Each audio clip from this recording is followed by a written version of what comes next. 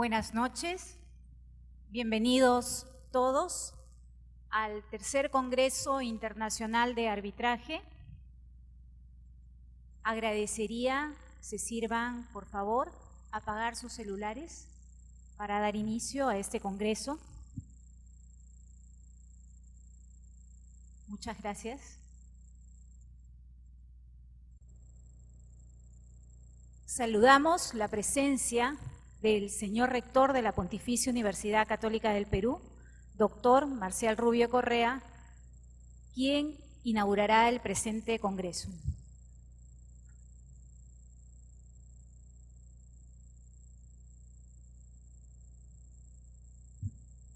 Estimados colegas y amigos de la mesa, señoras y señores presentes, para nosotros la Pontificia Universidad Católica del Perú es muy grato saludarlos y tenerlos aquí esta noche porque iniciamos un Congreso Internacional de Arbitraje que es consustancial a la tarea de pacificación de la sociedad. El sistema de arbitraje, como todos sabemos, es una fórmula crecientemente aceptada para la solución de conflictos y eso es la finalidad central de la labor jurisdiccional del Estado. Por eso aquí en la universidad este tema es un tema de casa, está en familia y esperamos que todos ustedes saquen los mayores frutos posibles de esta actividad, de tal manera que pueda traducirse todo ello en beneficio de la sociedad peruana. En este espíritu me es muy grato declarar en nombre de la universidad inaugurado el tercer Congreso Internacional de Arbitraje. Muchas gracias.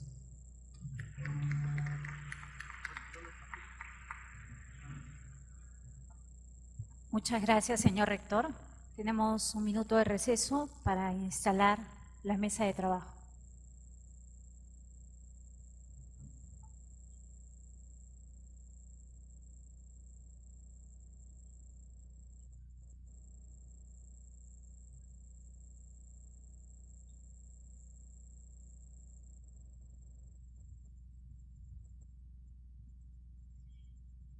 Este primer bloque de trabajo está dirigido a los problemas éticos en el arbitraje.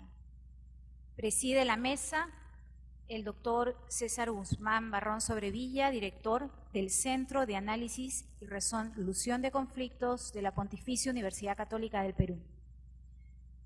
El primer tema está a cargo del doctor Lorenzo Solesi Bárcena, profesor principal de la Facultad de Derecho de la Pontificia Universidad Católica del Perú, quien tratará el tema ética de los árbitros.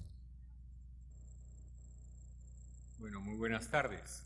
Yo quería simplemente dar una pequeña introducción al primer tema de esta tarde, que pudiera parecer un tema aparentemente intrascendente cuando hablamos de los problemas éticos en el arbitraje, pero desde la Universidad Católica, como bien ha señalado el rector, la presencia de un centro de arbitraje en la universidad es porque una de las razones fundamentales es que nosotros queremos demostrar con los hechos aquello que debemos de preservar en esta alternativa de solución de conflictos, y es la ética. Probablemente uno de los problemas fundamentales que en nuestro país tenemos es la deshonestidad. El día de hoy, el Instituto de Opinión Pública de nuestra universidad ha entregado a todos, entre ellos a todos los que estamos aquí, un informe de una última evaluación que ha hecho sobre la honestidad en el Perú. Y lamentablemente el resultado nos dice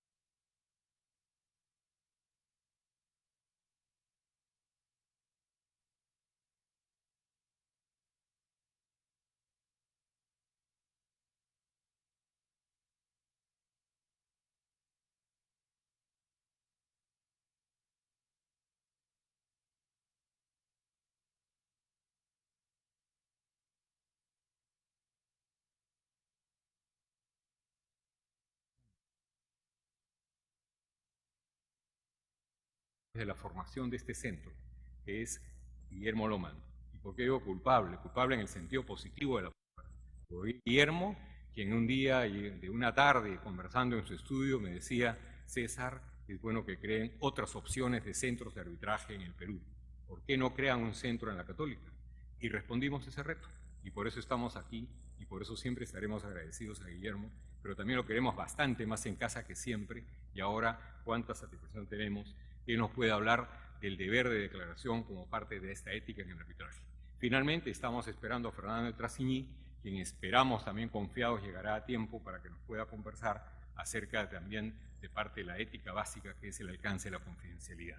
Sin más, sino haciendo esta breve introducción, dejo en la palabra a Lorenzo Solés y Bárcena, que es nuestro profesor principal de la Facultad de Derecho de la Universidad Católica y además viejo amigo de la casa de este centro, que la semana pasada cumplió 10 años de vida.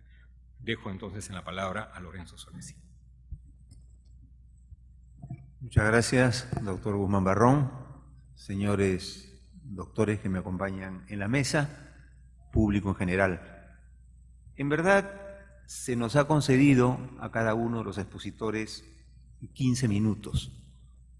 Yo he escrito mi ponencia y la he leído en mi oficina y me he demorado media hora en leerla.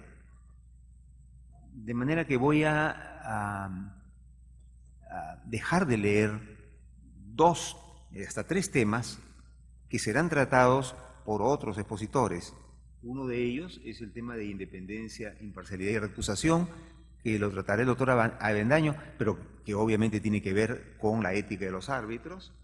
El otro tema sobre el cual también voy a omitir lo que he escrito es el deber de declaración, sobre lo cual disertará el doctor Loman, que también tiene que ver con la ética de los árbitros.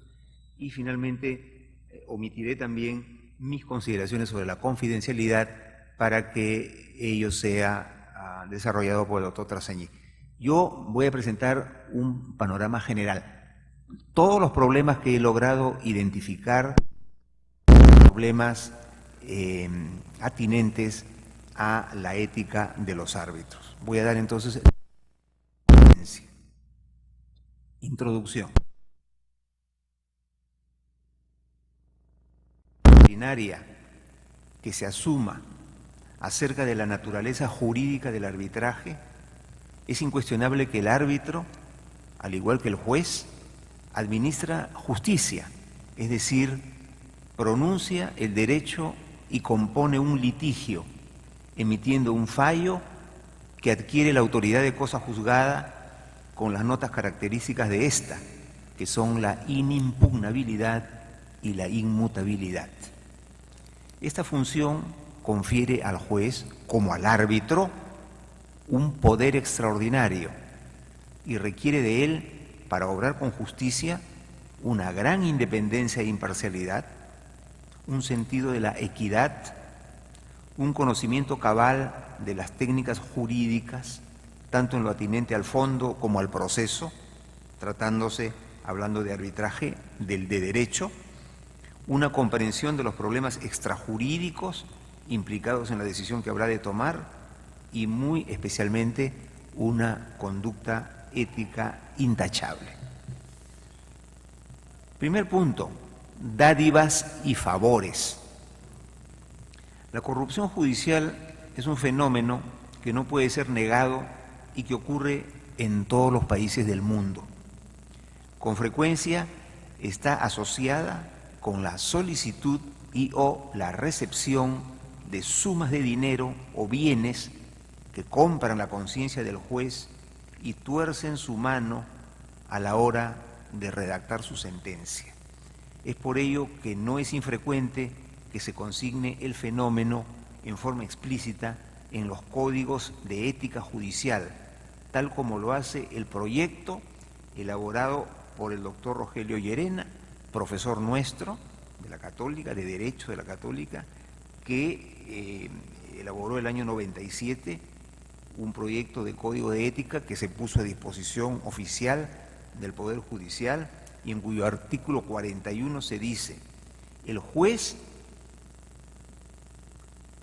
obviamente esto es aplicable al árbitro, ¿no?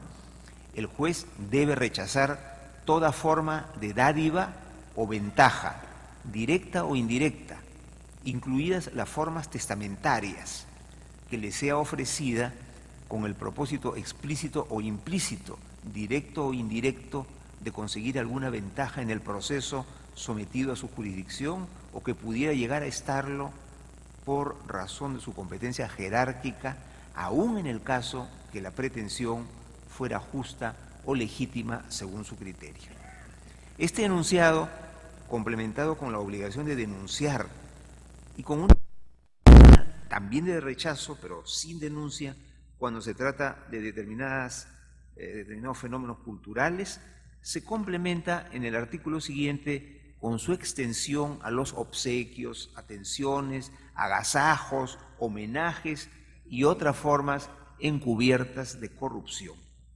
Y más adelante el artículo 43 abarca situaciones menos burdas como, comillas, cuando sin que medie ofrecimiento o aceptación de su parte, el juez, aplicable también al árbitro, se encuentre ante hechos consumados, tales como abonos en cuentas bancarias, cancelación total o parcial de obligaciones, legados o becas, hechos todos que imponen el deber de rechazarlos y denunciarlos. Las formas de corrupción en el arbitraje son más sutiles y los códigos de ética no incluyen situaciones como las descritas o contienen fórmulas muy atenuadas como el Código de Ética del Centro de Arbitraje de la Cámara de Comercio de Lima.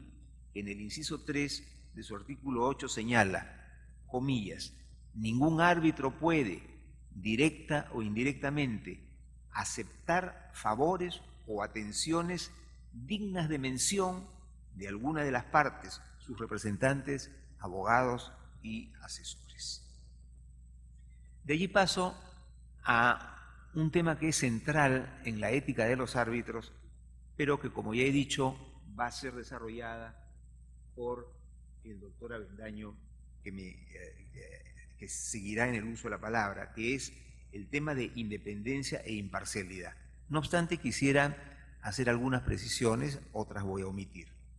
En el arbitraje, digo, las áreas más sensibles y consecuente más propicias para generar situaciones reñidas con la ética se encuentran en las relaciones de negocios o servicios profesionales que pudieran existir entre los árbitros y las partes, máxime si se tiene en cuenta que es costumbre generalizada que las propias partes designen a sus árbitros.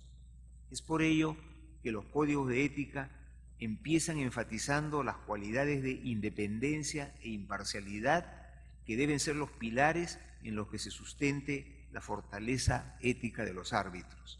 La independencia alude, como su nombre lo indica, a que nadie puede ser árbitro en su propio caso o en el caso de personas con las que se poseen vínculos de negocios, profesionales o de trabajo que participan conjuntamente con el árbitro en las pérdidas o ganancias que habrán de derivarse de la decisión que se tome.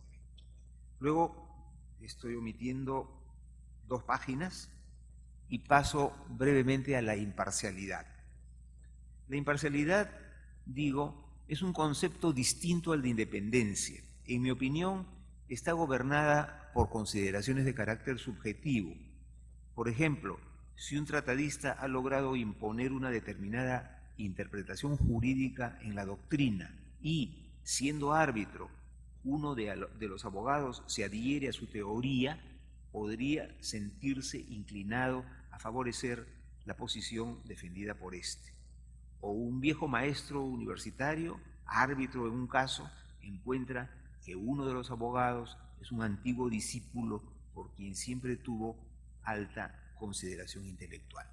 Sobre estos temas de independencia e imparcialidad, que en algunos casos son subsumidos en un solo concepto que es el de neutralidad, sobre estos temas, digo, se pronuncia ampliamente el Código de Ética de la Cámara de Comercio, del Centro de Arbitraje de la Cámara de Comercio de Lima, el Código de Ética de la American Bar Association, ¿no? la Asociación Norteamericana de Colegios de Abogados, el Código de Ética de la American Association of Arbitrators, la Asociación Norteamericana de Árbitros, y también el International Bar Association, la barra internacional de colegios de abogados, y sobre lo cual, repito, seguramente el doctor Avendaño habrá de incidir con puntualidad. Sin embargo, yo he arribado a 7 conclusiones sobre este punto de independencia e imparcialidad que, independientemente del desarrollo que pueda hacerse, me interesa compartir con ustedes. Primero, la independencia e imparcialidad son verdaderos pilares sobre los que se construye el andamiaje ético de la función arbitral. Segundo, los árbitros tienen la obligación de revelar cualquier circunstancia de carácter personal, laboral o de negocios relacionada con él o sus familiares más cercanos que sugiera a las partes o a cualquier observador independiente que puede existir una incompatibilidad para aceptar o continuar en el cargo de árbitro. 3. La revelación no implica ninguna admisión por parte del árbitro de que su independencia o imparcialidad pueden estar afectadas por el hecho que se revela, sino que busca permitir a las partes que tengan una visión cabal de todas las circunstancias que rodean a la persona del árbitro y puedan tomar la decisión que mejor convenga a su derecho. 4. La obligación de revelar permanece durante todo el proceso arbitral, pues pueden surgir situaciones que no existían a la hora de la nominación y aceptación del encargo arbitral. 5.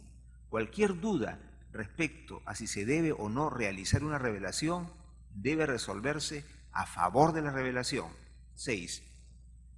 La obligación de abstenerse de entrar en relaciones comerciales o de negocios con las partes se extiende por un lapso de tiempo prudencial después de concluido el arbitraje. El acápite C del Canon 1 del recientemente citado Código de Ética para Árbitros en Disputas Comerciales de la ABA, American Bar Association, y de la AAA, American Association of Arbitrators, dice lo siguiente sobre el particular. Durante un periodo de tiempo razonable después de la decisión del caso, las personas que han servido como árbitros deben evitar entrar en cualquier relación o adquirir determinado interés en circunstancias que podrían crear razonablemente la apariencia que han sido influidos en el arbitraje por el anticipo o expectativa de tal relación o interés. 7. Las instituciones arbitrales, al momento de elaborar sus códigos de ética, deben abstenerse de exigir revelaciones excesivas o que resulten inconducentes debido a las características del área del derecho implicada o a la red de relaciones sociales que suelen establecerse en el seno de las comunidades profesionales. Los temas tratados hasta ahora, referidos a la imposibilidad absoluta de los árbitros de aceptar dádivas, obsequios u otros beneficios y a la necesidad de mantener incólumes su independencia e imparcialidad a lo largo de todo el proceso y hasta después de su culminación, no agotan el repertorio de materias relacionadas con la ética de los árbitros. A continuación se presenta un listado de situaciones relevantes en la materia. El primero de estos temas, independientemente, repito, del tema de dádivas y favores y del tema de independencia e imparcialidad, es el de los factores a tener en cuenta al aceptarse una designación para ser árbitro. El árbitro solo puede aceptar un nombramiento como tal si se considera independiente e imparcial, competente y con el tiempo suficiente para dedicarle al proceso. El artículo 5 del Código de Ética del Centro de Arbitraje de la Cámara de Comercio de Lima, en forma muy similar a los puntos 1 a 4 de la acápite B del Canon 1 del Código de Ética de la ABA, American Bar Association, y de la AAA, American Association of Arbitrators, formula estos deberes en los siguientes términos, comillas, el futuro árbitro aceptará su nombramiento solo, a, si está plenamente convencido de que podrá cumplir su tarea con imparcialidad e independencia, B, si está plenamente convencido de que podrá resolver las cuestiones controvertidas o litigiosas y que posee un conocimiento adecuado del idioma del arbitraje correspondiente. C, si es capaz de dedicar al arbitraje el tiempo y la atención que las partes tienen derecho a exigir dentro de lo razonable. Sobre este último punto deseo hacer una reflexión. He observado en nuestro medio que hay abogados que son designados en un número significativo de casos arbitrales o que teniendo una carga de trabajo importante en su ejercicio profesional habitual aceptan un número de casos que un observador independiente no puede entender cómo puede manejarlos. A pesar de que es un tema del que no se habla, me parece que recurren a otros abogados de su estudio para que los ayuden en la lectura de los escritos, la redacción de proyectos de resoluciones de mero trámite y, lo que es más grave, la redacción de proyectos de resoluciones que resuelven aspectos sustantivos y aún la parte del laudo que eventualmente le encargan los otros árbitros cuando se hace una división del trabajo para redactar el mismo. No debe olvidarse que la designación de un árbitro se hace en función de sus cualidades personales y nada garantiza que sus ocasionales colaboradores sepan mantener la confidencialidad y otros aspectos éticos a los que se ha comprometido únicamente el árbitro. Sobre esta materia, el Código de Ética de la ABA y de la AAA posee en el acápite B del Canon 6 una norma que podría adoptarse y adaptarse a nuestro medio. Dice así: un árbitro puede obtener ayuda de un asociado, un asistente de investigación u otras personas que le permitan arribar a su decisión, si el árbitro informa a las otras partes del uso de tal asistencia y si dichas personas aceptan ceñirse a las provisiones de este código. Paso ahora a otro tema, también vinculado con la ética del arbitraje. Se refiere a los deberes del árbitro frente al proceso arbitral. Los deberes de carácter ético de los árbitros revisten importancia capital en la medida en que el arbitraje se yergue como una alternativa al Poder Judicial. Si el arbitraje llegara a poseer las tasas de desaprobación que hoy desafortunadamente ostenta el Poder Judicial, dejaría de existir el último reducto en el que se puede obtener siempre, y este siempre lo digo más como un deber ser que como un ser, una solución justa a los litigios impartida por personas independientes, imparciales, ilustradas y que dedican el tiempo que merecen los casos. Por ello, los árbitros tienen un deber moral para con la institución arbitral. Esta idea ha sido plasmada de manera clara y contundente en el acápite F del artículo 3 del Código de Ética del Centro de Arbitraje de la Cámara de Comercio de Lima, cuando dice: integridad. Debe conducirse en todo momento con integridad y transparencia en el arbitraje, de manera de resguardar la confianza que el público en general tiene en este mecanismo. Deberá recordar que en la resolución de un caso sometido a arbitraje, además de aquel, está en juego también la confianza en el arbitraje como mecanismo de solución de controversias. Luego viene el deber de confidencialidad, que me lo salto porque lo va a tratar el doctor de Traseñí, y paso a tratar el tema, ya estoy en la página 10 y son 14, de manera que nos falta poco. Dice: deberes frente al debido proceso. El árbitro tiene el deber de velar por el cumplimiento del debido proceso a lo largo de todo el arbitraje. Habida cuenta que el debido proceso es una garantía fundamental, más aún, es uno de los derechos humanos, su naturaleza posee categoría ética. Como es de público conocimiento, el debido proceso es un haz de derechos, es decir, un derecho compuesto por un conjunto de otros derechos que lo integran, pero que todos tienden hacia dos objetivos fundamentales, que son la irrestricta libertad de defensa, otorgada en la misma proporción a ambas partes, y la independencia e imparcialidad del tribunal. Por ello es que me parece particularmente relevante el acápite D del Canon 1 del Código de Ética de la ABA y de la AAA, que dice: los árbitros deben conducirse de modo justo, con todas las partes y no deben estar sometidos a presión externa, clamor público, temor a la crítica o autointerés. Deben evitar conductas y afirmaciones que den la apariencia de parcialidad a favor o en contra de cualquiera de las partes.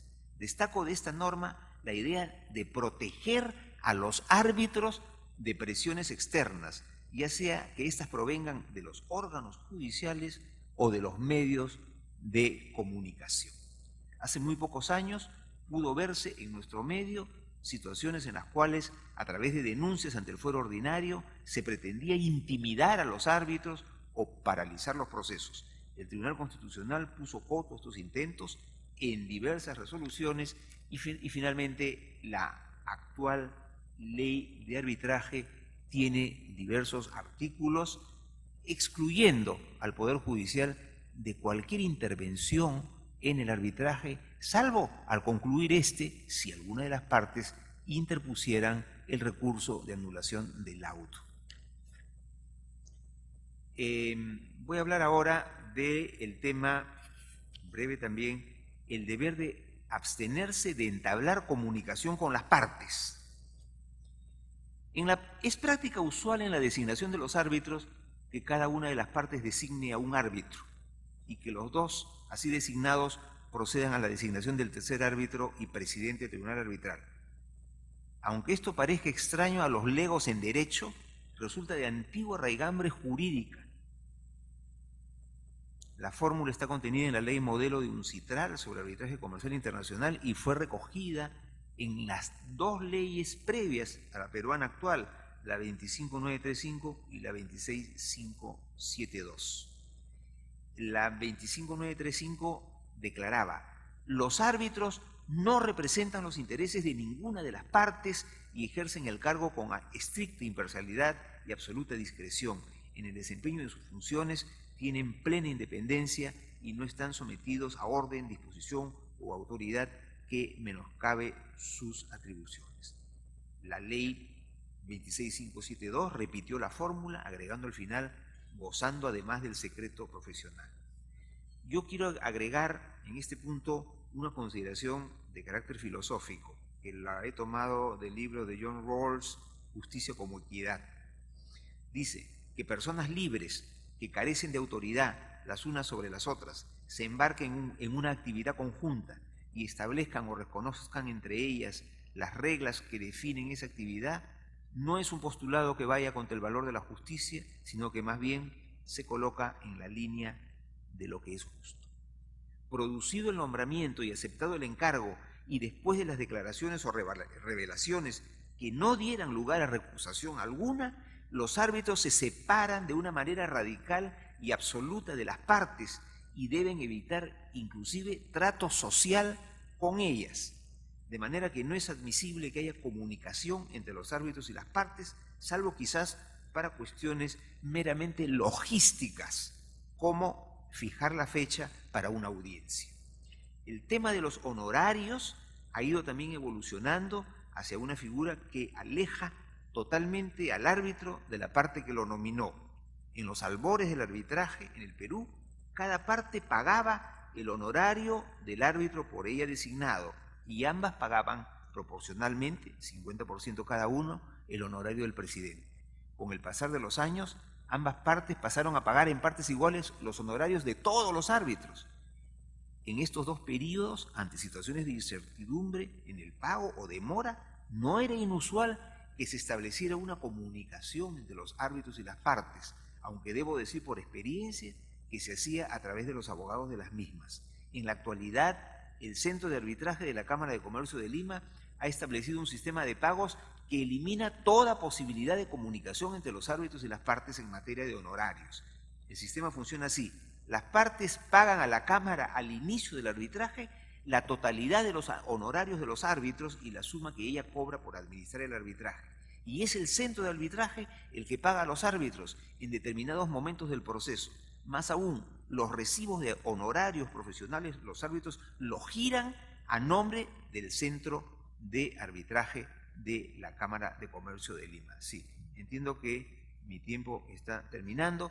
Tengo un tema sobre publicidad de la función arbitral, que voy a obviar, obviamente, porque en el Perú está prohibido no solamente que los abogados hagan publicidad de sus servicios, sino que, con mucho mayor razón, que los árbitros hagan publicidad de sus servicios y de su éxito, cosa que sí está permitida en los Estados Unidos. Y quiero concluir con 2 párrafos, simplemente con 2 párrafos. Deseo terminar ese trabajo, añado, expresando una preocupación y recalcando una materia. La preocupación, que no está escrita en ningún código de ética que he consultado, es que las instituciones arbitrales, en aquellas circunstancias en que les corresponde designar un árbitro, ya sea en lugar de una parte que por alguna razón no designa árbitro, o cuando le toca nombrar al presidente del tribunal, arbitrar por falta de acuerdo entre las partes, deben estas instituciones arbitrales tomar una decisión independiente, de manera que no se pueda decir de ellas que son reincidentes en nombrar árbitros de camarillas que pueden surgir alrededor de las instituciones arbitrales y que tratan en muchas formas de influir en quienes deben tomar las decisiones de designación. Estas camarillas, como lo demuestra la experiencia en otros contextos, están conformadas por los miembros menos calificados técnica y moralmente de la profesión u oficio involucrado. Una situación como esta, por más hipotética que sea, sería una herida grave en la institución arbitral. Y el último párrafo que quiero recalcar es el siguiente, que nunca se debe bajar la guardia en que el árbitro no es el abogado de la parte que lo designó, sino su juez, y debe abstenerse de tener comunicaciones con la parte, de mantenerla informada del estado de las discusiones en el seno del tribunal y de opinar y obrar siempre en su beneficio. Pero sobre todo, el árbitro debe decidir en función de los méritos del caso, es decir, de las alegaciones de los abogados y de la prueba presentada, olvidándose en el sagrado momento de tomar la decisión final de cuál fue la parte que lo designó. De no obrarse de este modo, de convertirse los árbitros en procuradores de las partes, ya no habría que hablar, como hice en el párrafo anterior, de una herida grave, sino de la muerte del arbitraje. Muchas gracias.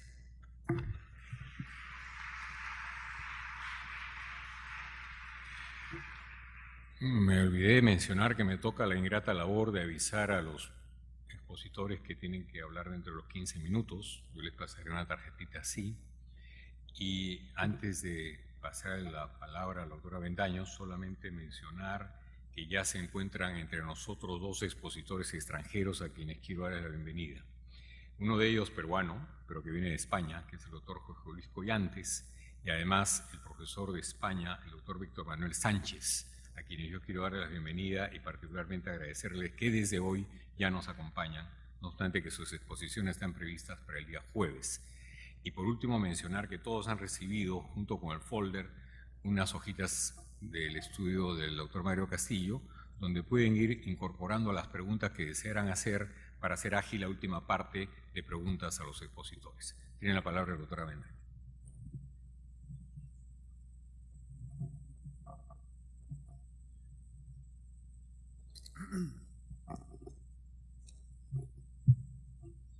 Sí, señores miembros de la mesa, señoras y señores, a mí me toca tratar el tema de la independencia, imparcialidad y recusación.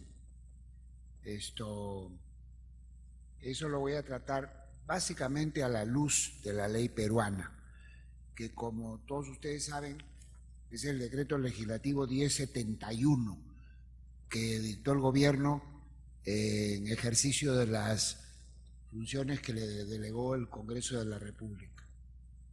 Entonces, el primer tema es el de la incompatibilidad que tiene el ser árbitro con algunas funciones. Y sobre eso trata el artículo 21. Incompatibilidad, dice. Dice, tienen incompatibilidad para actuar como árbitros los funcionarios y servidores públicos del Estado peruano. Ahí no hay pues mucho problema, ¿no?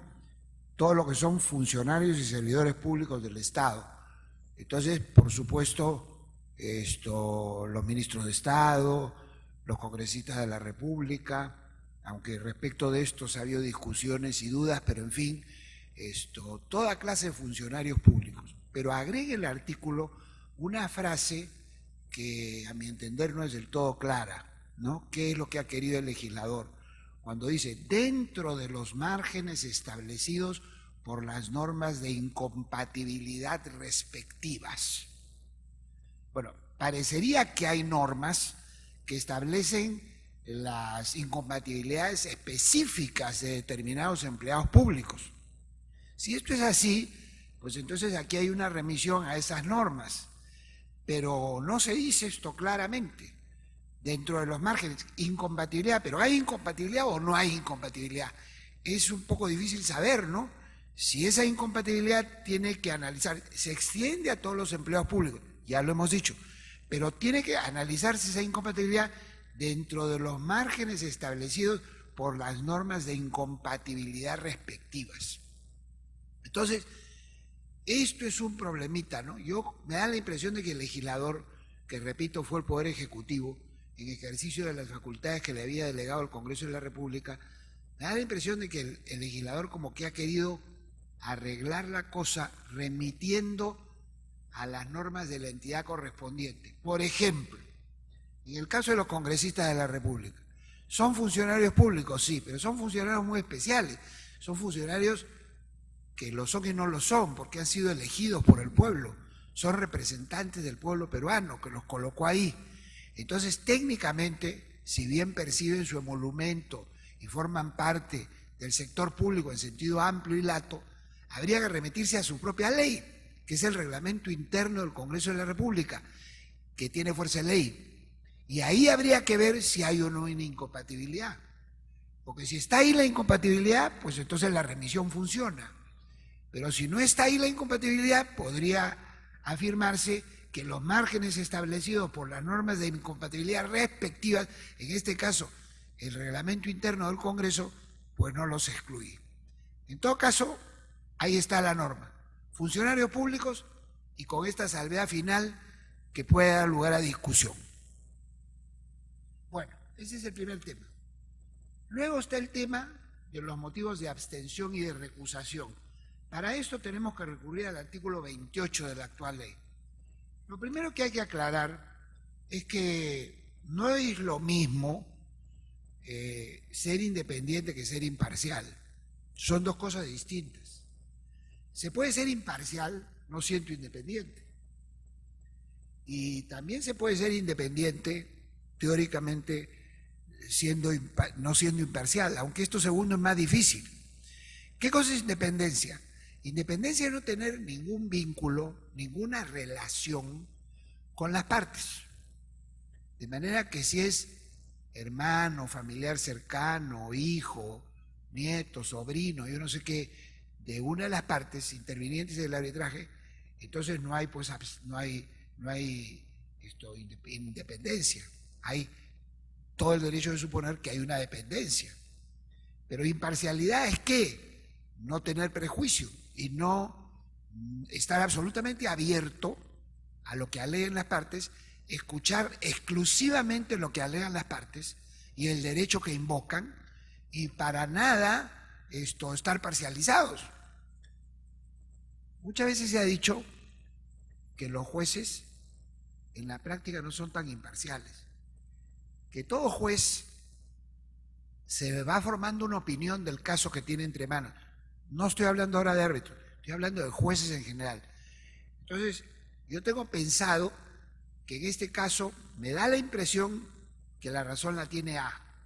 Entonces, a la hora de sentenciar, ¿qué hago?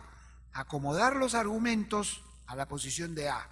Esto no es necesariamente inmoral, porque es muy difícil a veces ser absolutamente imparcial. Y además, en derecho, las cosas no se presentan como que uno tiene toda la razón y el otro ninguna. No, no. Los partidos en materia jurídica no se ganan 5-0. Muchas veces gana una parte por 5-4. O sea, incluso la parte perdedora también tiene buenos fundamentos y buenas razones, ¿no? Entonces hay que tener mucho cuidado, ¿no? Con no incurrir en esta cosa que se comenta con frecuencia de los jueces. tenemos que ser imparciales, o sea, estar absolutamente abiertos a la argumentación jurídica de ambas partes y a atender con la misma consideración y con el mismo esmero, con la misma seriedad, los alegatos que haga este y los alegatos que haga este otro. O sea, independencia es no tener vínculo, no depender, no tener ninguna relación de tipo comercial, de tipo profesional, etcétera, con las partes en el proceso. E imparcialidad es neutralidad total, es no inclinarse en ningún momento en favor de alguna de las partes. Este artículo 28 dice que todo árbitro debe ser y permanecer, ojo, les pido que reparen en eso, ser y permanecer durante el arbitraje independiente e imparcial. Esa es la regla. Luego dice, la persona propuesta para ser árbitro deberá revelar todas las circunstancias que puedan dar lugar a justificar sobre su imparcialidad e independencia. Esto de la revelación lo va a tratar el doctor Loman, por consiguiente yo no me meto en ese tema, pero sí puedo hablar de que debe ser y permanecer, o sea, debe ser antes del arbitraje independiente e imparcial, y debe permanecer durante el arbitraje también independiente e imparcial. Pueden surgir, a veces surgen circunstancias que afectan contra la imparcialidad, sobre todo, que sobrevienen al arbitraje, o sea, cuando ya uno está funcionando como árbitro. Si es realmente honesto ese árbitro y si realmente siente que ha perdido su imparcialidad, lo debe decir y se debe retirar del arbitraje. Entonces, esta es una primera regla, no solamente serlo al comienzo, sino durante todo el proceso arbitral. Luego, el árbitro solo puede ser recusado si concurren en él circunstancias que den lugar a dudas justificadas sobre su imparcialidad o independencia, o si no posee las calificaciones. Entonces, un árbitro puede ser recusado por las partes, y si él no lo ha dicho oportunamente o no se consideró oportunamente, ya vamos a ver cómo funciona esto de la recusación, pues entonces él se expone a que cualquiera de las partes, ya vamos a ver que quien lo nombró con ciertas limitaciones, pero a que la parte diga, señor, ese señor que está ahí, ese árbitro, no es independiente, no es imparcial, por tanto lo recuso. Y ahí le quedan dos caminos al árbitro, o se excusa y acepta, porque se le puede recusar inclusive dejando a salvo su honorabilidad, y él puede excusarse, es decir, yo no quiero discutir esto, o puede discutirlo y puede decir, no, se me está acusando de imparcialidad cuando en realidad no existe esta imparcialidad. Entonces, alguien tiene que resolver eso, esa recusación. En algunos casos es el centro de arbitraje.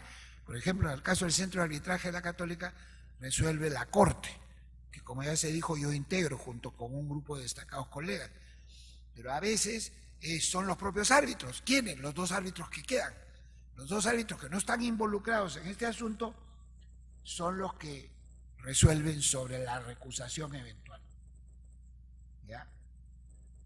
Esto, ahora, solo se puede recusar al árbitro nombrado por la parte. Imaginemos que este pleito es entre A y B. La parte A nombró árbitro al señor Pérez, al abogado Pérez. Solo lo puede recusar si ha participado en su nombramiento, claro, lo designó, pero por causas de las que no haya tenido conocimiento, sino después de su nombramiento. Porque si tuvo conocimiento antes, pues no debió nombrarlo. Esto es obvio. Entonces no puede decir, yo me enteré hace 2 años que era abogado de fulano y tal. No, pues no debiste nombrarlo. Entonces solo lo puedes recusar tú que lo nombraste cuando la causa sea sobreviniente. ¿Ya? Ahora, hay algunas reglas en el artículo 29 sobre el procedimiento de recusación. Yo voy a ser muy corto sobre esto porque ya se está acercando el final de mi tiempo. Efectivamente, 5 minutos eso me queda. ¿Cómo se acuerda el procedimiento de recusación? Libremente entre los árbitros al someterse al reglamento, ¿yo? Al aprobar las causas, las reglas del arbitraje. Ahí se establece cómo se va a recusar a las partes.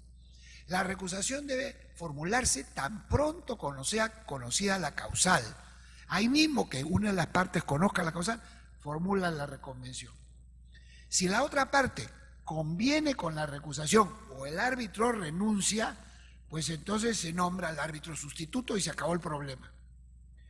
Cuando se trata de un árbitro único, resuelve la recusación la institución arbitral, el Centro de Arbitraje de la Católica, que organiza este evento, o el de la Cámara de Comercio, o de quien fuere. ¿Ya? Esto es improcedente, salvo acuerdo en contrario, es improcedente que se haga una recusación cuando ya está corriendo el plazo para la emisión del laudo. La última resolución que ponen los árbitros antes de laudar es: tráiganse para laudar. ¿Y en qué plazo tiene que expedirse el laudo? En el plazo previsto en las reglas del arbitraje, 30 días, 60 días, 90 días, lo que fuere. Ahí ya no pueden ser recusados los árbitros. Y finalmente, yo voy a tratar del caso de la remoción, en el artículo 30. Bueno, y un caso de responsabilidad, si es que me alcanza un par de minutos más. La remoción. Puede haber un árbitro que le impida actuar, de hecho o de derecho.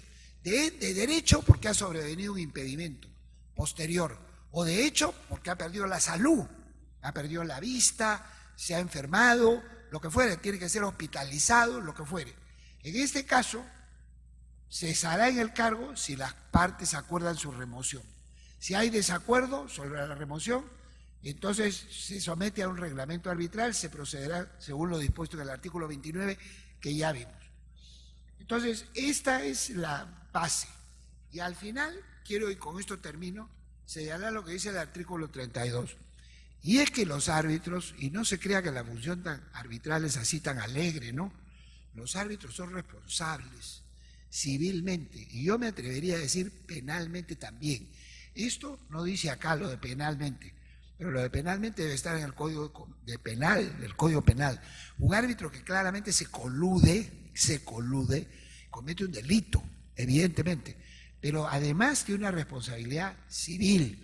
Dice, la aceptación obliga a los árbitros. Cuando ya aceptó el árbitro, lo obliga, y en su caso a la institución arbitral, a cumplir el encargo, lo debe hacer el árbitro, incurriendo, si no lo hicieren, tanto el árbitro como la institución arbitral, incurriendo en responsabilidad por los daños y perjuicios que causaren por dolo o culpa inexcusable. La definición de dolo y de culpa inexcusable está en el Código Civil. El dolo es la intención de causar daño, de incumplir. Y la culpa inexcusable es una culpa grave, es una culpa que no es leve, sino que es definitiva y que es decisiva y que es inexcusable, porque la persona no puede decir nunca, yo no sabía. No puede ser, tiene que haber sabido. De manera que estas son las reglas fundamentales, y con esto ya termino, sobre independencia, sobre imparcialidad y sobre recusación de los árbitros. Muchas gracias.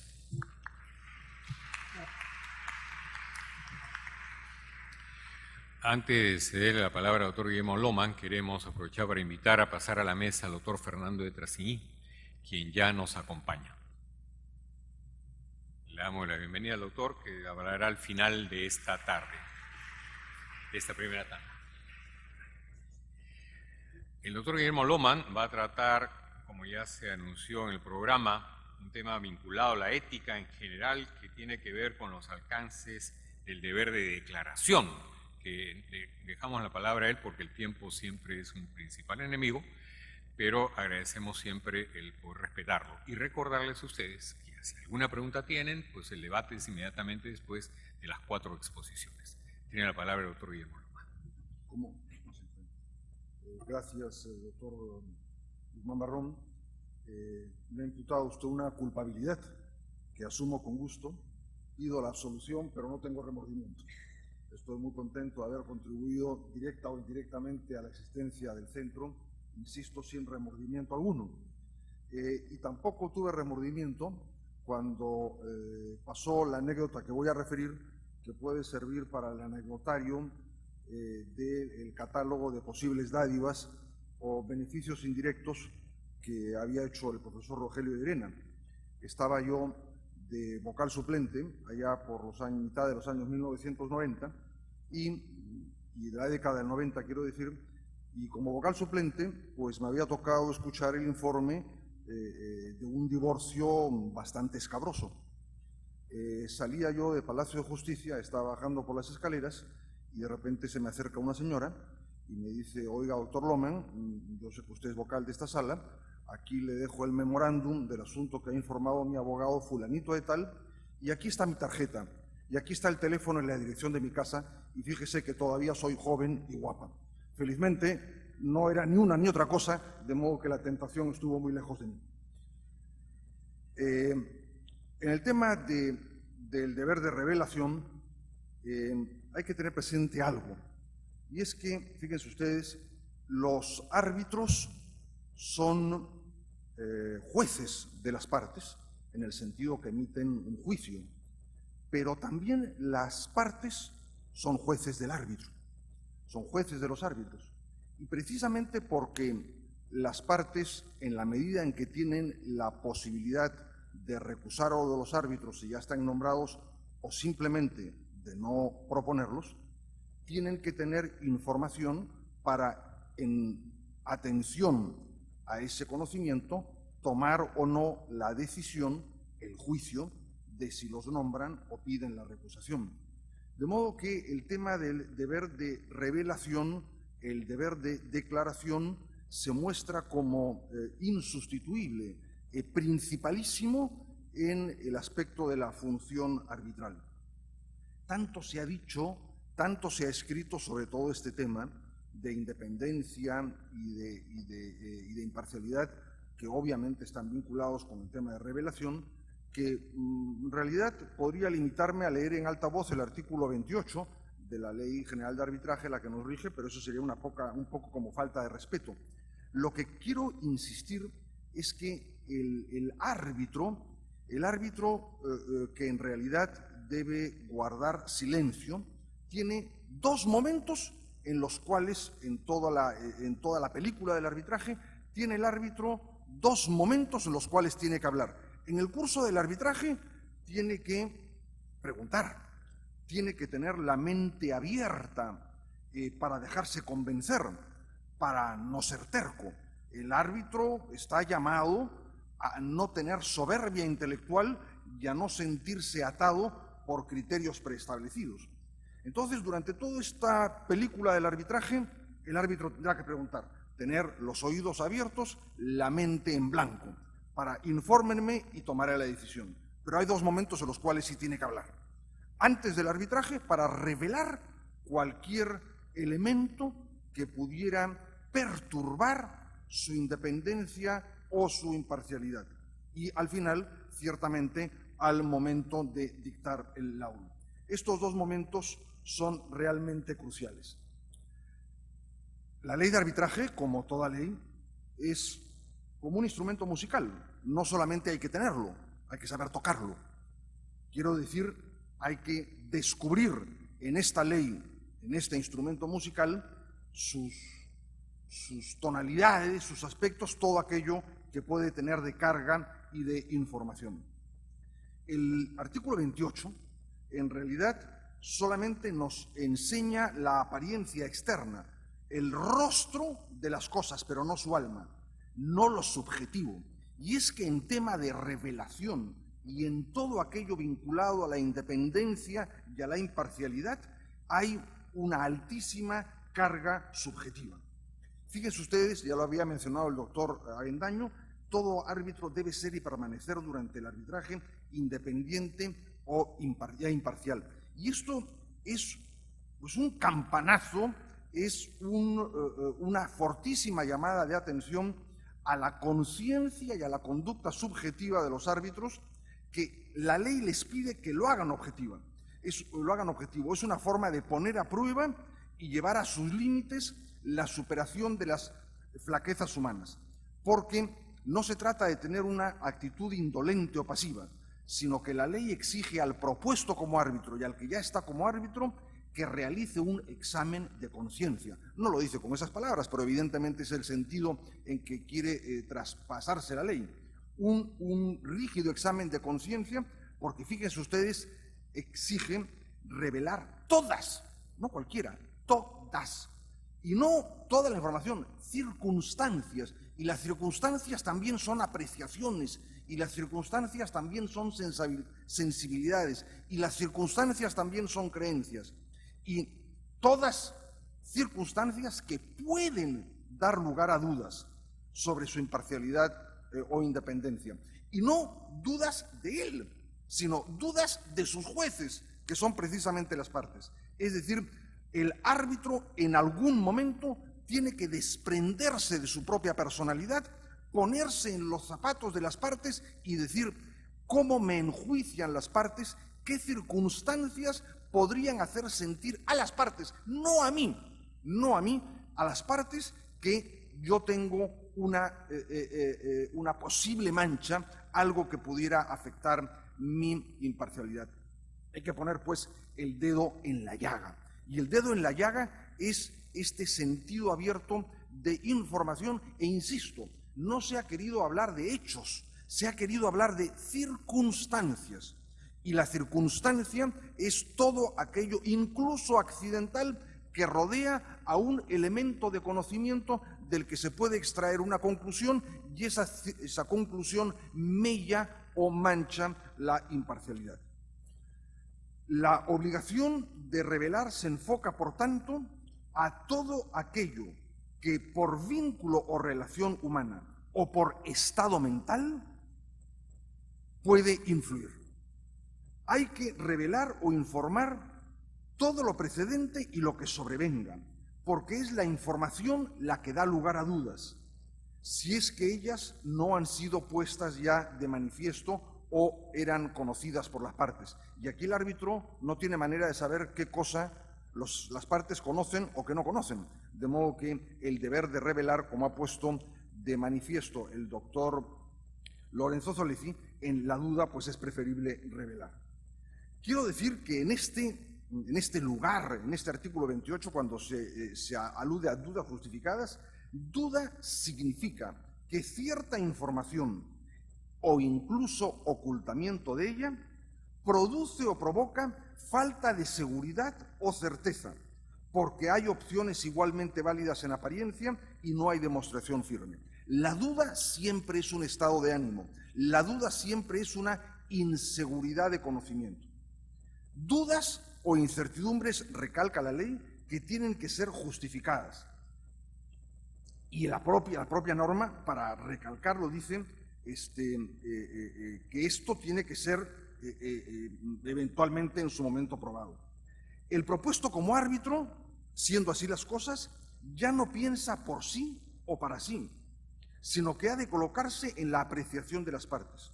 Para mí es un honor poder presentar al doctor Fernando de Trasigny, con quien tuvimos una cercanía en la solución de un conflicto muy difícil que Perú tuvo que llevar adelante y que realmente, gracias al deber de confidencialidad, no puedo contar lo que sucedió para que finalmente se llegara a un acuerdo final y feliz en esa relación. Pero por otro lado, también es una satisfacción decirle que hace como 6 meses conversé con él y nos dijo, si se trata de nuestra casa, ahí estoy. Y realmente deseamos agradecerle su presencia y cederle la palabra para que precisamente él nos dé durante estos 15 minutos unos alcances acerca de la confidencialidad en el arbitraje. Tiene la palabra, doctor Trasigny. Muchas gracias.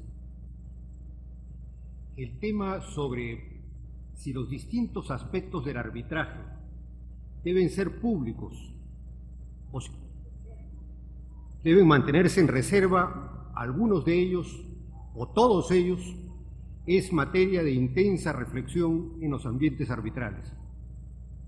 La nueva ley peruana de arbitraje, en su artículo 51, ha establecido las reglas que rigen en el Perú, pero en doctrina la discusión continúa y ello podría producir modificaciones legales en el futuro. Ante todo, creo que es conveniente precisar cuáles son los aspectos del arbitraje sobre los cuales recae esta discusión sobre la publicidad. Las tesis más radicales defenderán la confidencialidad o la publicidad en todos esos aspectos sin excepción, sean estos, según sean, publicistas o confidencialistas. En cambio, las tesis más equilibradas defenderán una u otra posición en uno u otro aspecto particular. Pienso que el área de la confidencialidad-publicidad puede ser dividida en 4 temas principales, con algunos subtemas todavía posibles. En primer lugar, nos encontramos con la confidencialidad sobre la existencia misma de la controversia que está siendo conocida por un tribunal arbitral. Esta postura se presenta cuando las partes no quieren dar a conocer que tienen conflicto entre ellas, pues esta información podría dañar su capacidad de hacer negocios con terceras empresas. Puede ocurrir, por ejemplo, que el conocimiento de que una empresa ha sido cuestionada en un cierto aspecto de sus actividades, o en el tipo de contrato que utiliza, o en la calidad de sus productos o servicios, lleve a un retraimiento de un posible tercero comprador o incluso del mercado mismo. Por consiguiente, esa empresa prefiere que no se sepa que tiene un arbitraje siquiera. O sea, pretende ocultar la existencia misma del arbitraje.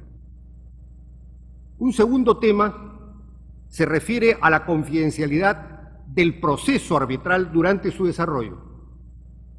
En este caso, teóricamente las partes no tienen inconveniente en que se conozca que tienen una diferencia entre sí, pero no quieren que la prensa o los competidores estén siguiendo de cerca eso y haciendo presión sobre los árbitros.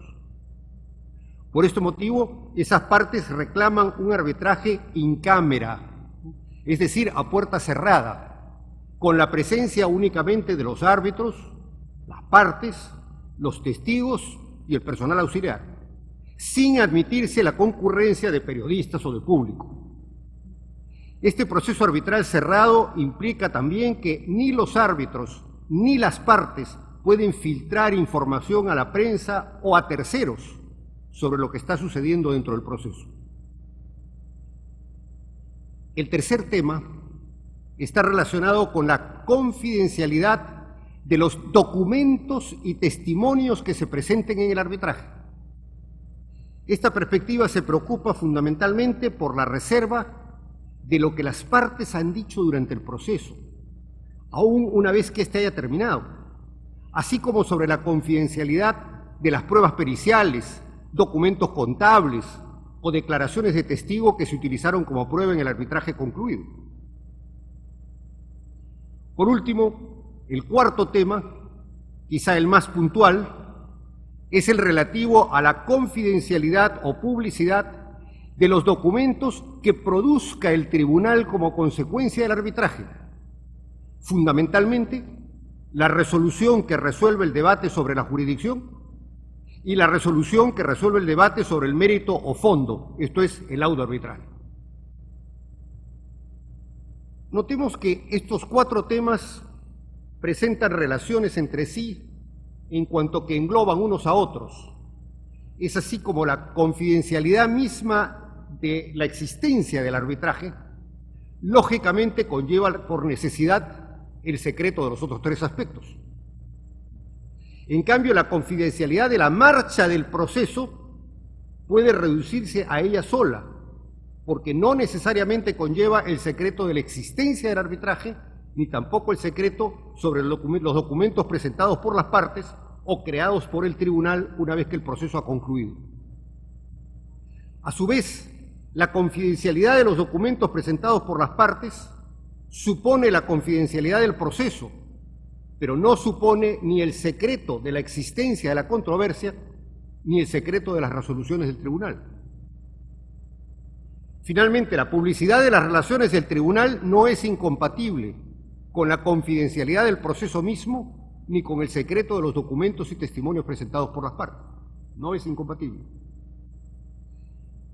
Habiendo así situado el problema, veamos qué ocurre al respecto cuando la controversia no es conocida en un procedimiento arbitral, sino en un procedimiento judicial. En el Poder Judicial no hay duda alguna sobre estos temas. La Constitución misma establece como principio fundamental de la administración de justicia la publicidad de los procesos, salvo disposición contraria de la ley. Por tanto, como regla general, todo es público. Solo por excepción puede mantenerse en reserva ciertos procesos o aspectos del proceso. Pero dado que esta excepción se aplica a un principio tan fundamental para el derecho judicial, por así decirlo, solo puede ser creada por ley. Por su parte, la Ley Orgánica del Poder Judicial establece que toda actuación judicial es pública y que tienen el mismo carácter los registros, archivos y copias de los actuados judiciales fenecidos, y cualquier persona puede acceder a ellos. Artículo 10 de la Ley Orgánica. ¿Cuál es la razón para otorgar un carácter tan crucial a la publicidad en los procesos judiciales? Hay dos razones. En primer lugar, en el acto jurisdiccional, la publicidad garantiza la transparencia y la imparcialidad de los jueces, quienes están supuestamente al menos controlados por la mirada observante del público. En segundo lugar, porque el acto jurisdiccional supone no solamente un interés de las partes que debe ser satisfecho, sino también un interés de la sociedad, de que la administración de justicia se realice en forma homogénea, sin contradicciones entre los diferentes jueces, y que sea impulsada y permanentemente mejorada por las reflexiones de las decisiones precedentes. En cambio, el arbitraje ha sido contemplado tradicionalmente como una forma contractual, como un acuerdo de voluntades entre partes privadas que pueden constituir a su antojo la forma de solucionar sus disputas sin intervención de terceros y dentro de la privacidad y reserva más absoluta. Sin embargo, esta concepción cerrada y marginal del arbitraje está siendo superada por la teoría y por la práctica. No cabe duda de que en una transacción las partes privadas pueden solucionar sus discrepancias como mejor se les ocurra y en el más absoluto sigilo. Pero el arbitraje no es una transacción, sino que supone una operación de juzgamiento. Entre la voluntad de las dos partes se instala un juez, el árbitro, que debe resolver el caso, no de acuerdo a lo que quieren las partes, dado que no existe acuerdo entre ellas, sino en función de lo que establece el derecho, o la equidad, en el caso de los arbitrajes de equidad. Por consiguiente, el arbitraje tiene una función privada, pero también comparte de una cierta manera la función pública de juzgar, y en esta forma asume obligaciones frente a la sociedad. Dentro de esa línea, se piensa que hay que darle al arbitraje los medios para que los laudos de los árbitros tengan una consistencia entre ellos, proporcionando a los árbitros los laudos anteriores como una rica materia de reflexión que permitirá sentar jurisprudencia. Jurisprudencia arbitral, pero jurisprudencia de todas maneras. El enorme esfuerzo intelectual de los árbitros para solucionar un caso merece tener una repercusión teórica adecuada en beneficio de la sociedad toda. En el plano internacional, la postura de admitir la publicidad, cuando menos de los laudos, ya va ganando terreno sobre la limitada visión contractualista del arbitraje. Ya en 1985, la Cámara de Comercio Internacional, con sede en París, permitía a su secretario, el señor Yves Dérin, la publicación de los laudos siempre que eliminara los nombres propios.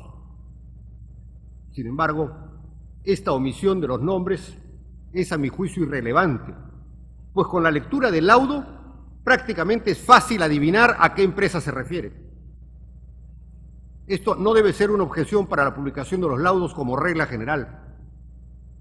En 1995, 10 años más tarde, la Alta Corte de Australia, en el caso ESO versus Plowman, fue quizá la que primero sostuvo que la confidencialidad no era inherente a los procesos arbitrales.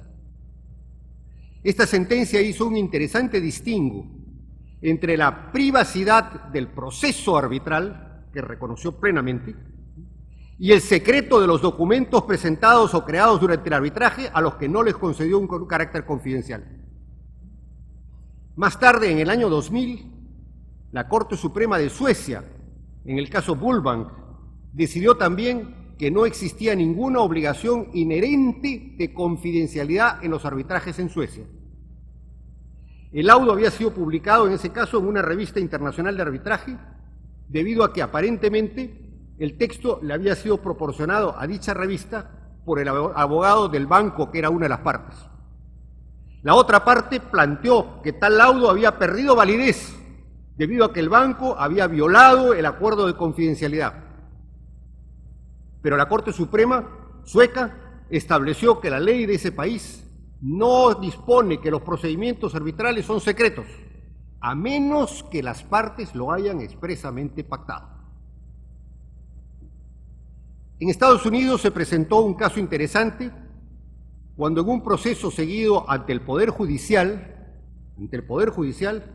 se ofreció como prueba documentos que formaban parte de un arbitraje seguido ante la Cámara de Comercio Internacional de París, la ICC. Frente al argumento de la parte contraria en el sentido de que el arbitraje por su naturaleza es confidencial y que esos documentos consecuentemente no debían ser admitidos como prueba, la Corte, sin embargo, resolvió que no hay un derecho inherente de confidencialidad en un arbitraje, salvo que las partes lo hayan pactado expresamente, como lo había dicho la Corte sueca.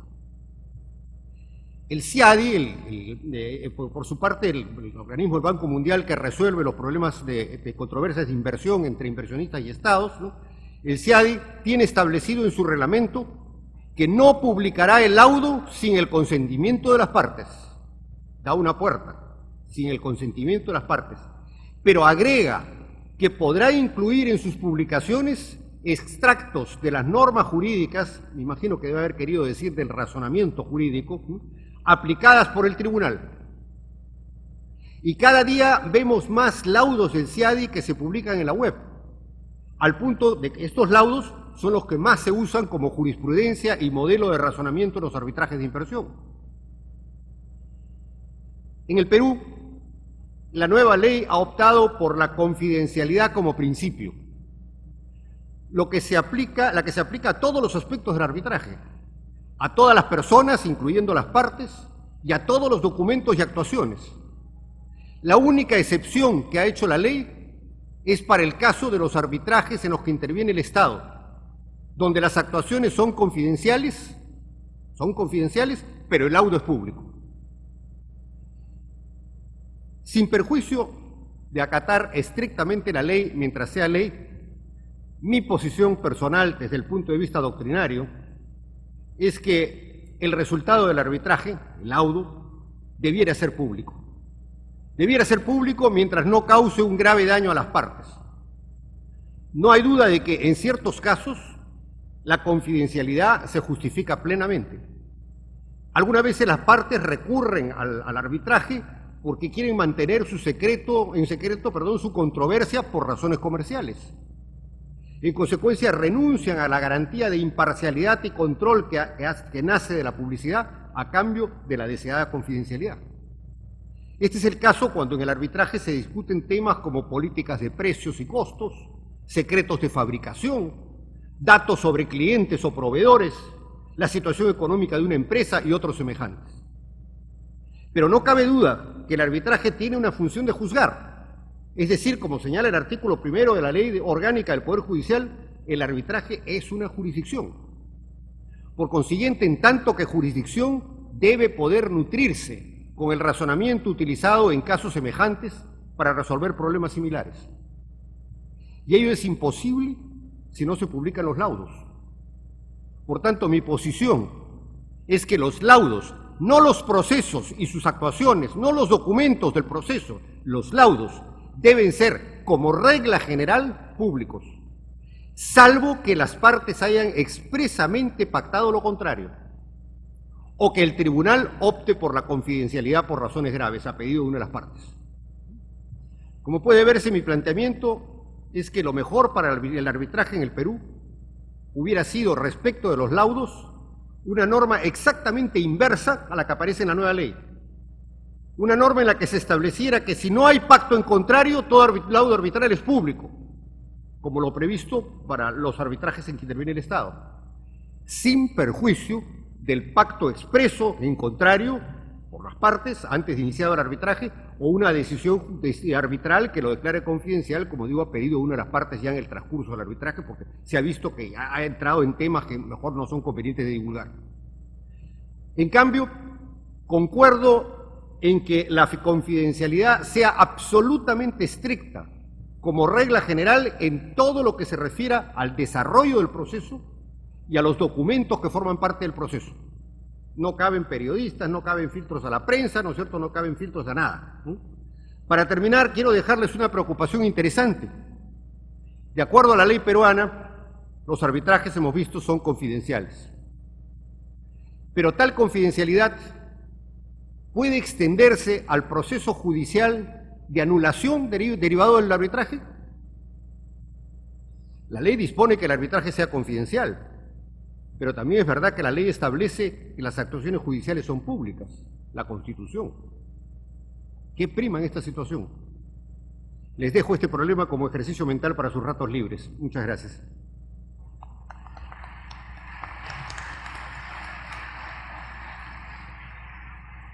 Muchas gracias, doctor Fernando Tersigni. Él nos ha dejado pues dos retos, ¿no? Una pregunta para que pensemos y probablemente también podamos repreguntarle a él mismo en esta etapa de debate, y otra que es más bien una propuesta que él plantea directamente en el sentido de una modificación de la normatividad vigente para que el laudo pueda ser público, salvo pacto en contrario en todos los casos y no solamente en aquellos donde participa el Estado.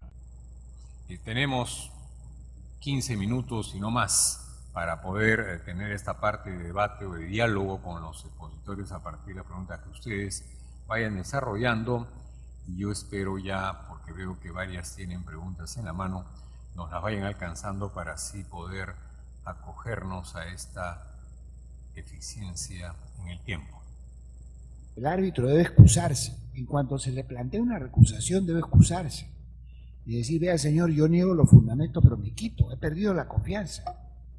He perdido la confianza y me la han retirado, con las limitaciones que ya señalamos de que la parte que lo nombró solo puede recusarlo hasta antes, ¿no? Pero no después. Esto decía que debe recusar, eso es la recusación, es un remedio para la imparcialidad. ¿Cuál era la otra parte? No me acuerdo cuál era la otra. La otra parte estaba relacionada con... Y otra parte, y finalmente entre ellos designa al presidente. Es de suponer que se va a escoger gente idónea, ¿no? Gente competente en la materia. A veces hay casos en que se exige una determinada profesión para un árbitro. Por ejemplo, que se hagan abogados. Pero a veces actúan otros profesionales.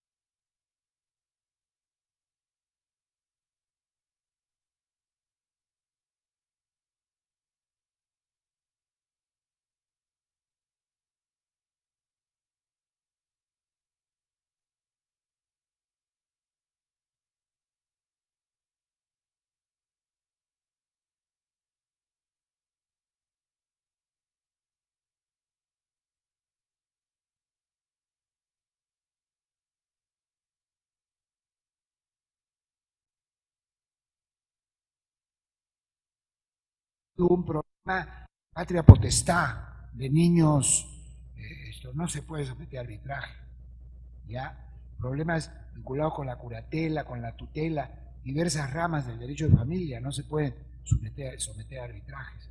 Entonces, la regla es esa, derechos disponibles, materia de libre disposición conforme al derecho. O sea, todas las cuestiones privadas, cuestiones de compraventas, de contratos, de obligaciones, derechos reales también, sí, salvo que se tratara de una expropiación, aunque ahora la ley de expropiación autoriza también. Y yo les cuento, a modo de ejemplo, y con esto termino, que a propósito de la expropiación que se está haciendo de los terrenos del aeropuerto para la construcción de la segunda pista, pues todo eso se está sometiendo a arbitraje, porque la nueva ley autoriza a que eso se lleve a arbitraje. Por supuesto no la expropiación misma, porque eso depende de una ley, sino el precio. Sigamos. Siguen las preguntas, pero vamos a cederle la palabra directamente a los expositores para que tomen las preguntas que ya tienen en sus manos, de manera que podamos utilizar estos 10 minutos que nos quedan de manera eficiente. Doctor Román. Gracias. La pregunta es la siguiente. Los terceros litis consortes que han solicitado su incorporación al arbitraje y no han sido admitidos, ¿cómo pueden pedir la nulidad, se entiende anulación del laudo arbitral, si el laudo es confidencial? Vamos a ver. Por supuesto hay que distinguir si el litisconsorte es activo, o sea, demandante, o si se trata de litisconsorcio pasivo, es decir, si debió ser demandado. También hay que distinguir si se trata de un litisconsorte necesario o imprescindible, o si se trata de un litisconsorte facultativo o que quiera coadyuvar a la defensa o a la postulación de la demanda. En realidad, la nueva ley en esto ha sido bastante, mejor dicho, dado que la ley antigua era bastante restrictiva respecto de quiénes pueden participar en el arbitraje, como por ejemplo una compañía y otra compañía que ambas han suscrito el convenio arbitral, ¿podrá también participar en el arbitraje una empresa subsidiaria de una de ellas o la empresa matriz? Bien, eran temas que la ley anterior dejaba un poco en el limbo. En ese sentido, el artículo 14 de la nueva ley le da a los árbitros mucha más libertad y, por tanto, a las partes la posibilidad de pedir su incorporación al arbitraje con prescindencia de si son litis consortes en el sentido clásico que establece el Código Procesal Civil. Me refiero al artículo 14 de la nueva ley. El artículo 14 de la nueva ley señala que el convenio arbitral se extiende a aquellos cuyo consentimiento de someterse a arbitraje, según la buena fe, se determina por su participación activa y de manera determinante en la negociación, celebración, ejecución o terminación del contrato que comprende el convenio arbitral o al que el convenio esté relacionado. Se extiende también el convenio a quienes pretendan derivar derechos o beneficios del contrato según sus términos. En este sentido, la posibilidad de traer a litisconsortes o pedir participación litisconsorcial en los arbitrajes es mucho más amplia en la nueva ley. Respecto del tema concreto, ¿cómo pueden pedir la anulación del laudo si el laudo es confidencial? El tema no va solamente por ahí, sino que previamente hay que hacerse la siguiente pregunta. ¿Cómo puedo pedir la anulación si no soy parte del arbitraje? Es decir, solamente, según la nueva ley, pueden pedir la anulación el demandante o el demandado, nunca ningún tercero, porque no tienen legitimación procesal, ya que, en teoría, el laudo no se ha pronunciado sobre los derechos de un tercero al arbitraje. En ese sentido, ya no se está hablando propiamente de anulación o las causales de anulación que señala la ley actual y que siempre señala, que también señalaba la anterior, sino lo que tendrá que hacer esa parte es decir que ese laudo es inoponible para el tal litis consorte que no ha sido debidamente admitido al arbitraje. Pero no se trata, por lo tanto, de un problema de anulación, sino de una cuestión de inoponibilidad del laudo. Ese es mi parecer por el momento, sin tener una información complementaria. Gracias. Gracias, doctor. La palabra del doctor Fernando de Trasquillo. Primero, una simple aclaración. Hay una persona que me pregunta sobre la referencia que hice a la opinión de la Alta Corte de Australia en el caso ESO versus Plowman. Lo que, no sé si me dejé expresar bien, pero en realidad lo que hizo esta Corte fue declarar que reconoció plenamente la privacidad absoluta del proceso arbitral. El proceso como tal, ¿no es cierto?, estaba cautelado, estaba cubierto, ¿no es cierto?, por esta privacidad. No se podía divulgar el proceso arbitral durante el proceso. pero sí reconoció a su vez también que lo que era divulgable y lo que debía ponerse público era lo que había sido creado por los árbitros durante el proceso. ¿Qué es lo creado por los árbitros durante el proceso? Básicamente, fundamentalmente, como les decía, el laudo y en algunos casos, ¿no es cierto?, la resolución de jurisdicción, que también tiene mucho contenido, digamos, muchas veces. Entonces, en ese sentido, es que la Corte de Australia dispuso en esa oportunidad. Otra pregunta es sobre si la jurisprudencia en un caso determinado es valorizada al momento de emitirse el laudo arbitral, si sí o no y por qué. Bueno, yo creo que la jurisprudencia siempre, tanto en el plano judicial como en el plano arbitral, tiene que ser valorizada. Y no porque tenga efecto vinculante, son muy pocos los casos que se les da efecto vinculante en nuestro sistema, digamos, sino simplemente porque la jurisprudencia es racionamiento jurídico hecho sentencia o hecho laudo. Es doctrina que está puesta ahí en el laudo, doctrina que han desarrollado los jueces, que han desarrollado los tribunales o el tribunal arbitral. Y entonces, en ese sentido, es que la jurisprudencia debe ser tomada en cuenta, no para repetirla, porque se puede discutir una jurisprudencia anterior. De hecho, muchos laudos discuten las jurisprudencias anteriores, pero las discuten, es decir, las toman en cuenta, se argumentan con eso. Y cuando yo he sido abogado en un arbitraje, siempre he utilizado jurisprudencia, incluso arbitral y no arbitral, incluso jurisprudencia judicial, para ver cómo se podía entender eso que estaba sucediendo o cómo se podía interpretar esa norma. La tercera pregunta que se me ha hecho es cómo aplicar el deber de confidencialidad que establece la ley en dos casos concretos, en los casos de empresas que cotizan en bolsa y en los casos de empresas estatales que están obligadas a la ley de transparencia. Bueno, en los dos casos en realidad hay una solución legal, ¿no? Las empresas que cotizan en bolsa están obligadas a informar los hechos de importancia a CONACEF y la existencia de un arbitraje importante o la existencia, ¿no es cierto?, de un laudo, ¿no?, que puede ser importante. Yo creo que eso es un hecho que va a ser de todas maneras comunicado a CONACEF. CONACEF decide qué grado de publicidad le da eso en función de la importancia que CONACEF atribuya para el mercado, ¿no? De manera que eso está cubierto. Y en el caso de las leyes de las entidades estatales, precisamente la propia ley de arbitraje establece expresamente que todo es confidencial, salvo el laudo arbitral. En el único caso que permite, no solamente permite, sino dice esto debe ser publicado, es en el caso del laudo, precisamente para guardar la transparencia. Fíjense que decir que no puede ser confidencial el proceso en el cual están involucradas empresas que están en bolsa y que el proceso no debe ser confidencial para que sea más transparente sería una locura, porque eso significaría que el mercado de valores subiría cuando presenta una de las partes una prueba más importante, bajaría, ¿no es cierto?, en otro caso cuando la otra parte dice tal otra cosa, y entonces tendríamos que la gente vendría siguiendo el proceso arbitral, que es una cosa tan íntima, la vendría siguiendo desde fuera con consecuencias económicas. Esto no puede ser. El laudo es el que en todo caso sí tiene que ver la CONACEF si lo hace conocer o no. Y la última pregunta se refiere precisamente a la pregunta que yo les dejé, me han devuelto la pregunta, ¿no es cierto? ¿Qué pienso yo en el caso de que haya una anulación ante el Poder Judicial?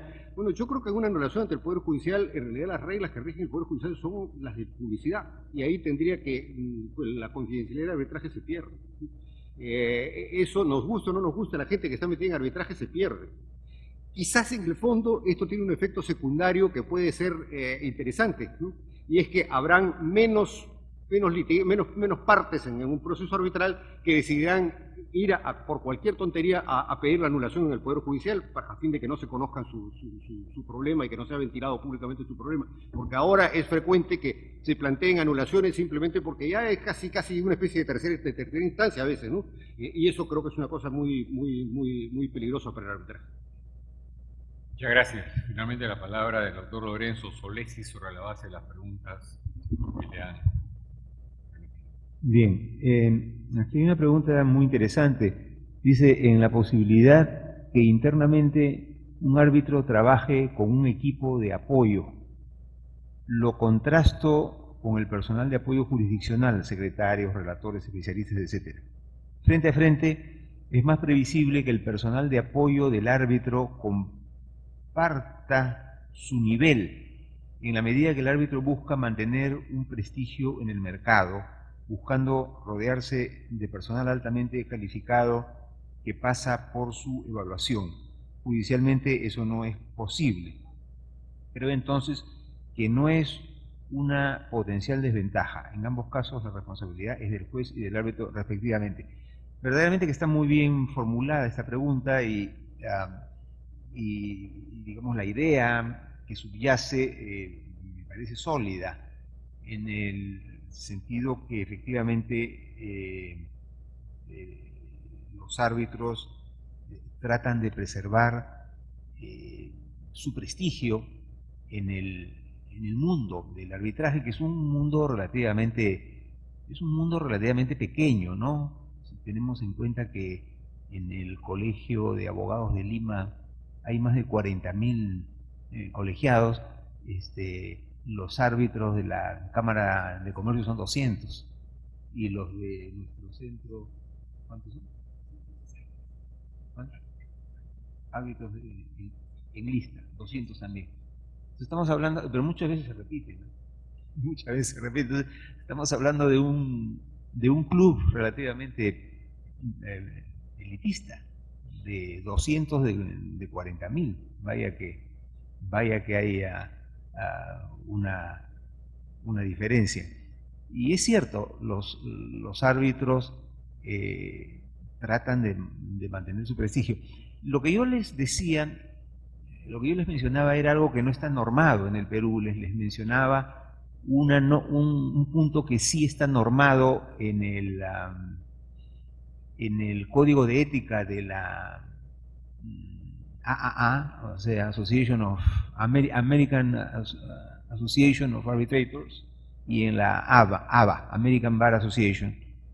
Y ellos sí tienen una norma, y que me pareció interesante mencionarla, en la medida en que el deber de confidencialidad, por ejemplo, es un deber del árbitro, pero no necesariamente de los que trabajan con el árbitro. Y muchos otros, el deber, por ejemplo, de, como les decía yo, de preservar la integridad del arbitraje como institución, o el deber de mantener el debido proceso, son deberes del árbitro, pero no necesariamente de sus ayudantes. De manera que en esta norma, por eso yo decía, habría que adoptarla y adaptarla, ¿no? En esa norma que son 10 cánones, los 10 cánones de la ABA y de la AAA, se exige que haya la revelación. O sea, que un árbitro diga, bueno, yo voy a trabajar con fulano, mengano, sutano, o a mí me asiste fulano, mengano, y ellos como yo se comprometen a respetar las reglas éticas del código. Ahí hay, ¿no es cierto?, hay un punto que trabajar, pero sí es cierto que en el Poder Judicial muchas veces los auxiliares pues vienen impuestos, mientras que un árbitro escoge a sus auxiliares. Y también es cierto que al fin de cuentas los verdaderos responsables, de ser el caso, son el juez y el árbitro, ¿no? Pero el árbitro, digo yo, debería cuidar muy bien este tema de la confidencialidad y los otros deberes éticos que él sí asume, pero que no tiene la certeza de que sus asociados o colaboradores asuman. Y por eso es que me pareció interesante la norma de la ABA y de la AA, en el sentido de que eso también se revele. Hay una pregunta también muy interesante, dice, ¿cuál es el tiempo que estima prudencial o razonable que se debe dar en las relaciones comerciales entre un árbitro con las partes de un arbitraje? En su caso, ¿qué parámetros se deben tener en cuenta para establecer dicho plazo razonable? Bueno, acá hay dos plazos, un plazo de lo que viene de antes y un plazo de lo que viene después. El Código de Ética de la Cámara de Comercio, del Centro de Arbitraje de la Cámara de Comercio de Lima, establece un plazo de 5 años hacia atrás, en el sentido de que hay que revelar una serie de cosas que han sido ya mencionadas por el doctor Lohmann, hay que revelarlas siempre y cuando vayan hacia atrás en un lapso de 5 años. Ahora, yo les decía que, y también les mencionaba una norma, esta vez no de la ABA, sino de la IVA, International Bar Association. Ellos tienen una norma que en general en doctrina no se ha trabajado mucho. Normalmente en doctrina se dice, bueno, la responsabilidad del árbitro termina con el laudo.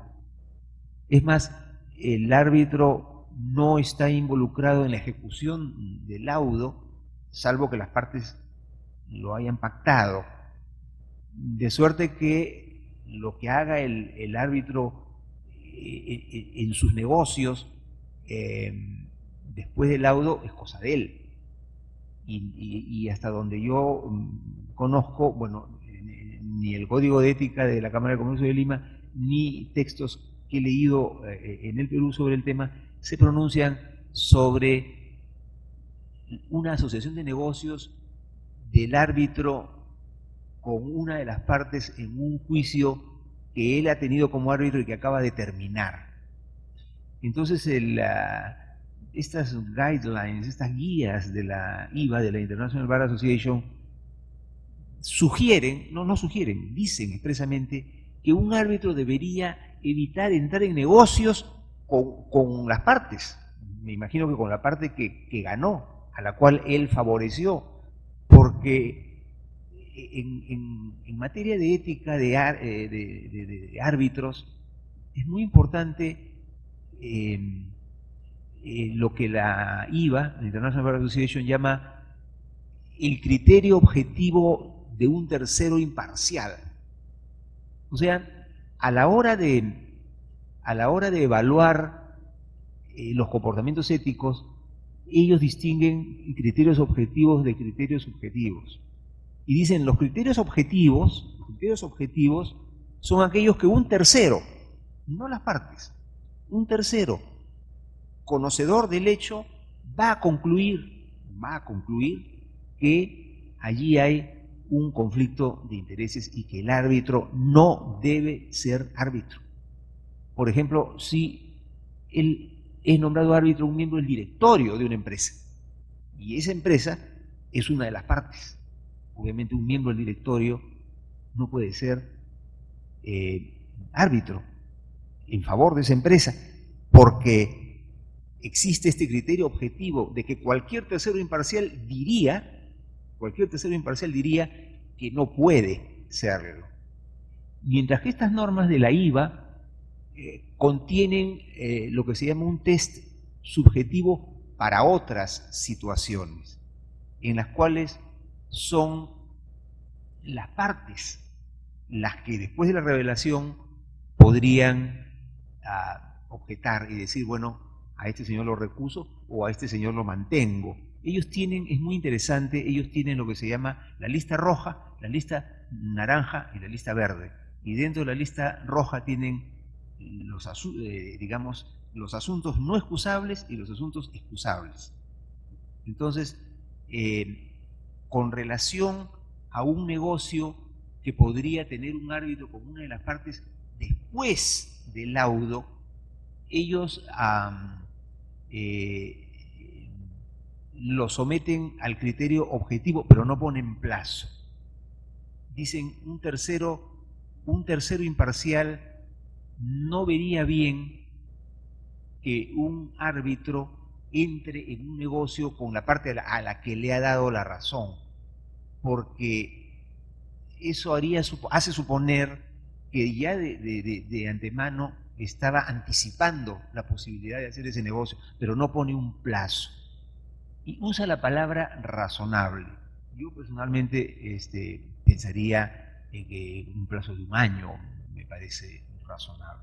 Y hay un último que es muy, muy sencillo de responder. Dice, si no hay centros de arbitraje en una provincia, ¿dónde se llevaría a cabo?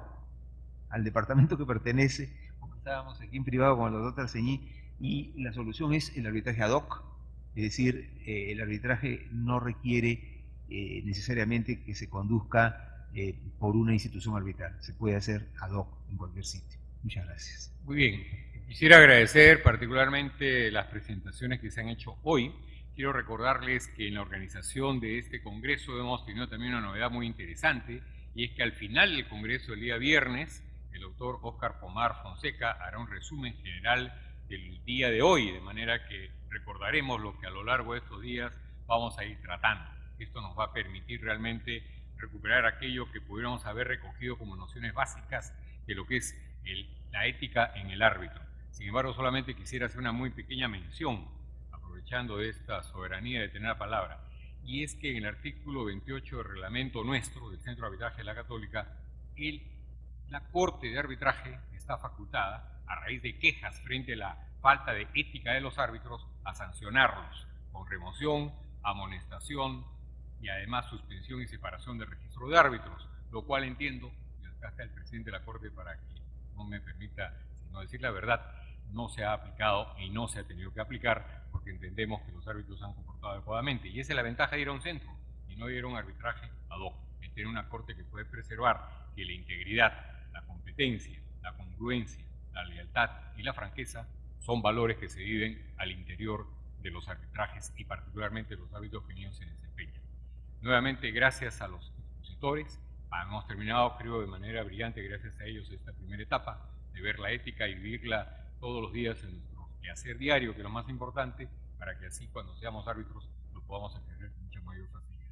Tenemos un breve intermedio, verán probablemente un video institucional y luego recomenzamos este tercer congreso. Muchas gracias.